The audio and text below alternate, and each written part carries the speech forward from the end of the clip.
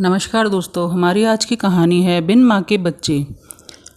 बहुत पुराने समय की बात है। एक आदमी अपने परिवार के साथ एक छोटे से गांव में रहता था। जब उसके बच्चे छोटे थे तो उसकी माँ की मृत्यु हो गई थी। बच्चों की देखभाल करने के लिए पति को दूसरी शादी करनी पड़ी। कुछ सालों के बाद सौतेली माँ भी 2 बच्चों की माँ बन गई। अब चारों भाई बहन एक साथ रहते थे। कुछ समय के बाद सौतेली माँ ने एकदम से अपना रुख बदल लिया। वह अपने बच्चों को अच्छा खाना खिलाती थी, अच्छे रंगीन कपड़े पहनाती थी और सौतेले बच्चों को पुराने कपड़े पहनाती। कुछ दिनों बाद सौतेली माँ ने उन्हें सूखी रोटी देकर गायों के साथ ग्वाला भेजना शुरू कर दिया। अब वे दिन भर ग्वाला जाते और भूखे प्यासे शाम को घर आते थे। ऐसे समय में उन्हें अपनी माँ की बड़ी याद आती थी। एक दिन दोनों बच्चों ने अपने हाथ की सूखी रोटी अपनी काली गाय को देते हुए कहा, माँ, तुम हम पर ऐसी ही दया करो जैसी हमारी माँ हम पर करती थी। इतना कहना था कि गाय के थनों से दूध निकल आया। दोनों बच्चों ने खुश होकर पेट भरकर दूध पिया। अब वे रोज हाथ में रोटी लेकर उस गाय को देते और गाय उन्हें भर पेट दूध पिलाती थी। इससे वे खुश रहते थे और उन्हें ग्वाला जाना भी अच्छा लगता था। कुछ दिनों के बाद वह सौतेली माँ ने दोनों बच्चों के चेहरों पर लाली देखी तो आश्चर्य में पड़ गई। उसे अपने बच्चों पर दया आई कि वे दुबले पतले ही हैं, और दूसरे ही दिन उसने अपने दोनों बच्चों को भी सूखी रोटी देना शुरू कर दिया।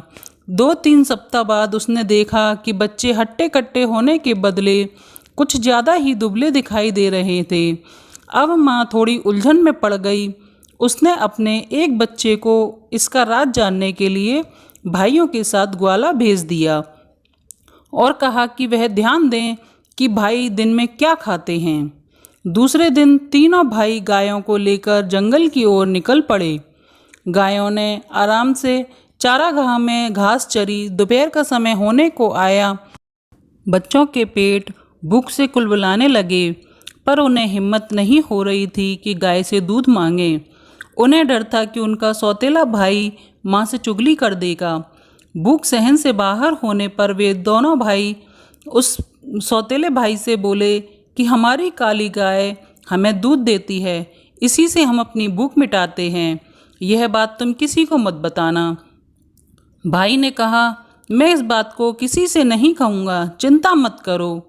अब दोनों भाई खुश हुए और अपनी अपनी रोटी गाय को देते हुए बोले, ओ प्यारी माँ, हम पर ऐसी दया करो जैसी हमारी माँ हम पर करती थी। ऐसा सुनते ही गाय ने तीनों भाइयों को पेट भरकर दूध पिलाया। शाम होने पर तीनों भाई गायों को लेकर घर आए तो माँ ने अपने बेटे से पूछा, तुमने चारागाह में क्या देखा, क्या खाया? बेटे ने कहा, हमने वही खाया जो तुमने हमें दिया। वह तो ऐसा भी ना था जैसा खाना कुत्तों को मिलता है। ऐसा सुनकर माँ को बड़ा बुरा लगा। दूसरे दिन उसने भाइयों के साथ अपनी बेटी को भेजा और कहा कि वह ध्यान से देखे कि दोनों भाई क्या खाते हैं। अब बेटी भाइयों के साथ चारागाह में गई। दोपहर होने को आई। बच्चों को भूख लगने लगी। उन्होंने पिछले दिन की तरह ही अपनी बहन से कहा, प्यारी बहन, तुम किसी को मत बताना कि हमें खाना कैसे मिलता है। बहन ने भरोसा दिलाया कि वह किसी से नहीं कहेगी। अब भाई गाय के पास गए और अपने हाथ की सूखी रोटी देते हुए बोले, ओ प्यारी माँ, हम पर ऐसी ही दया करो जैसी हमारी माँ करती थी। उस दिन गाय ने उन्हें ढेर सारा खाना दिया। सबने पेट भरकर खाया। लड़की ने थोड़ा सा खाना अपनी चुन्नी में छिपा लिया। घर पहुँचते ही माँ ने पूछा कि तुमने चारागाह में क्या खाया? बेटी ने उत्तर दिया, मेरी चुन्नी से पूछो, मुझसे नहीं। माँ ने चुन्नी देखी तो उसमें खाना था। माँ ने पूछा, यह खाना कहाँ से आया? बेटी ने माँ से कहा कि इसका जवाब चुन्नी ही दे रही है कि खाना गाय ने दिया था। यह जानकर माँ को बड़ा गुस्सा आया कि सौतेले बच्चे चारागाह में मज़े कर रहे हैं। उसने उनकी काली गाय को ही मारने की ठान ली। उसने बीमार होने का बहाना किया और वैद्य से कहा कि वह उसके पति से कहे कि काली गाय का मांस खाकर ही वह अच्छी हो सकती है।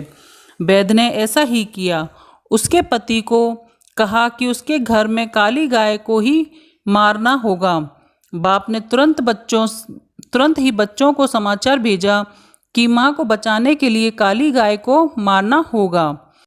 उसे लेने वो चारागाह में आ गए। यह सुनकर दोनों बच्चे गाय के गले में हाथ डालकर रोने लगे।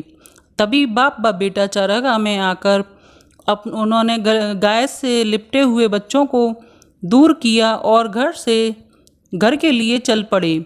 बच्चे भी पीछे पीछे घर आए और पिता से कहा, पिताजी इसे नहीं मारें, नहीं तो हम फिर से बिना माँ के हो जाएंगे। उनकी बात पर सबने खिल्ली उड़ाई और उसी समय गाय को मार दिया गया। माँ ने उसका मांस खाया, उसके पति व बच्चों ने भी खाया, लेकिन इन दोनों भाइयों की आंखों से आंसू की धार बह रही थी।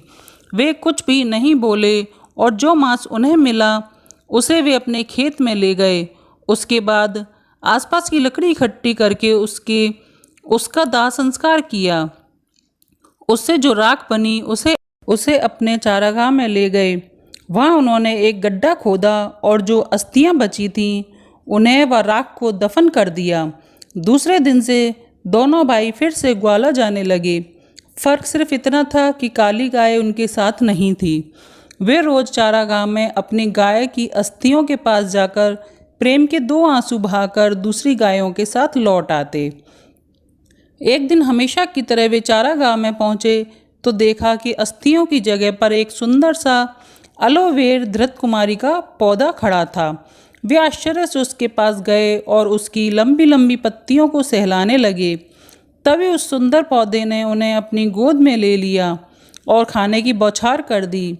हम दोनों भाई उस पर लिपट पड़े और बोले, हमारी माँ कभी गाय बनकर आती है, कभी एलोवेरा की बहार बनकर आती है। माँ कितनी अच्छी होती है, क्यों है ना? कहकर दोनों भाई हंसने लगे। उसके बाद वे दोनों भाई अपनी सौतेली माँ के पास कभी नहीं गए। उसी धृत कुमारी ने उनका पालन पोषण किया और उन्हें बड़ा किया। तो दोस्तों, आपको हमारी कहानी कैसी लगी? अगर अच्छी लगी हो तो लाइक करें, कमेंट करें, सब्सक्राइब करें। धन्यवाद।